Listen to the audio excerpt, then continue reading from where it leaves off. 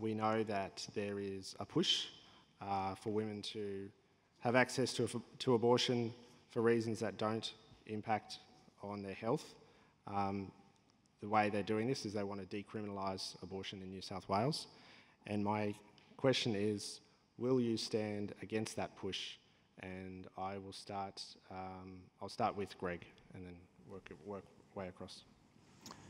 Yeah, so it's essentially there's a big movement at the moment to introduce Victorian-style abortion laws into New South Wales. Those of you who are familiar with the Abortion Law Reform Act in Victoria will know that it was a profound change to our abortion law. It allows abortion up to 24 weeks, I think it is, without just through one doctor's opinion, and after 24 weeks you need to have two doctors' views. That in itself is a major issue, that a procedure as serious as abortion, ending a human life, can be undertaken in that minimum amount of reference involvement of health professionals.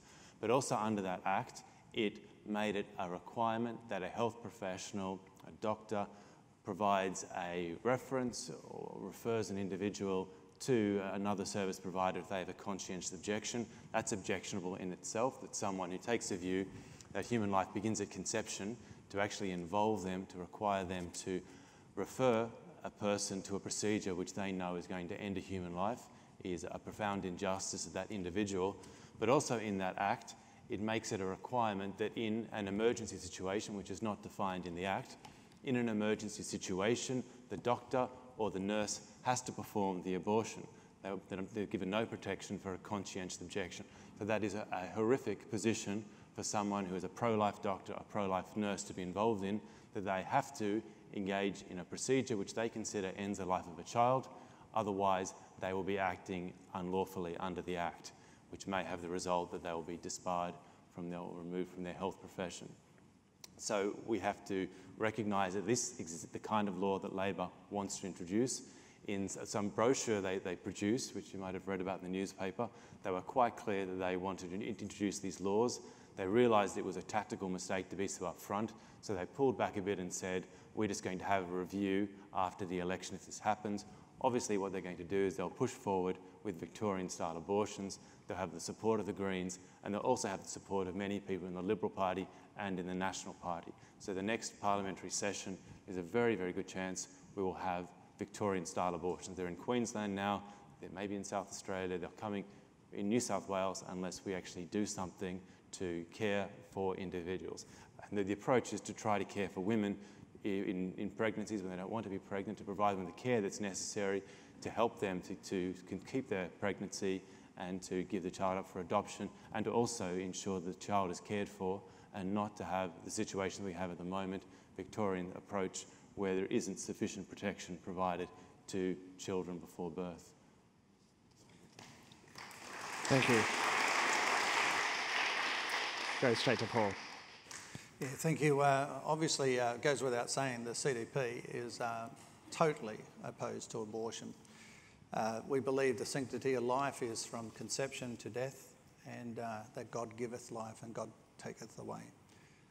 We obviously have been part of this journey where we've had to face this. We were very fortunate to defeat the Greens' Faruqi bill, which was trying to do a buffer zone, do late-term abortions from memory, and also deal with the doctors being forced to having to comply with government regs rather than their own convictions on the matter.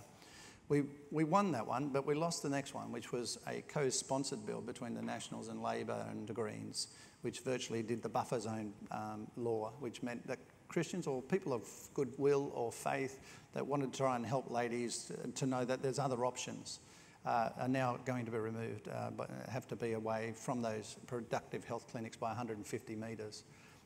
So, you know, that's the Nationals, the Labor and the Greens, okay, and make that very clear.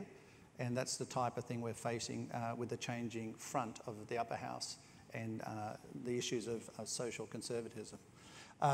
So we lost that bill, which was shameful, but it now takes away from young women having an opportunity to someone to maybe, they're making their way to the productive clinic and they may want to get a shoulder to cry on or speak to someone, or someone might say a little prayer with them, and help them through what must be just nothing short of a traumatic situation from what I've heard evidence. So CDP is doing whatever we can to actually oppose abortion. We're doing what we can to hold the flow back, but we need people to vote for us.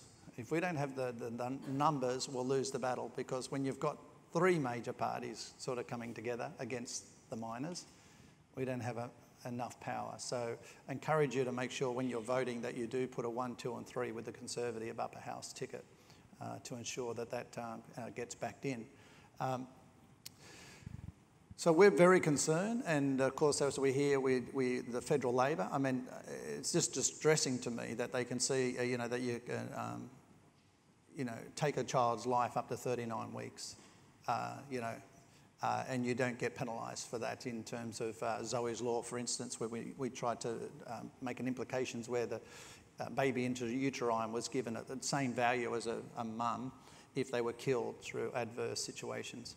We weren't able to get that up in the upper house, and it goes without saying that our choice would have been from 0 weeks. It should have been inclusive as a penalty if someone killed the baby intrauterine of the mother. 0 weeks to 40 weeks.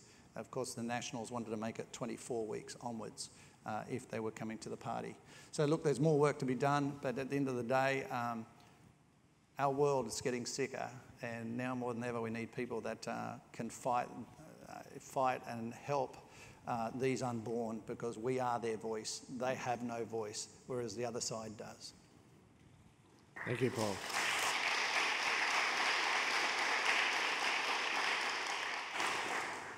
Look, this is always a touchy issue, like other ones. Our party has always held the view that this comes down to a conscience vote. My conscience tells me, and it's coming from my strong Christian faith, that it's not a bill that I could support. Not only because of my Christian faith, but because, as Greg said, you look at the Victorian model and it is so flawed. How could anyone support something that is so open to abuse, so open to people misconstruing it, and people of Christian faith that are in the health profession suffering because of their convictions. So I just point to our Hansard record in terms of how we've supported the Christian Democrats on issues such as abortion or issues such as euthanasia. We've always stood shoulder to shoulder, and we've stopped those things, or at least attempted to stop those things in the upper house. As a conscience vote at the moment, I would definitely have to say no. Thank you, Mark. Yeah, it's a conscience vote in our party, and I've discussed it with my upper house running mate, Rod Roberts. We're both of the opinion there's no argument in favour of supporting the Labor-Green proposals, reforms, for the reason that they're divisive, they're unnecessary, and we've campaigned extensively around New South Wales and spoken to thousands of people. The only ones talking about it are Labor and Green political people wanting this change as an expression of their own worldview, not the legitimate views of the people of New South Wales. There's absolutely no sentiment in the electorate for this change, and it's coming totally top down, and it should be rejected because it's such a divisive debate that is completely unnecessary.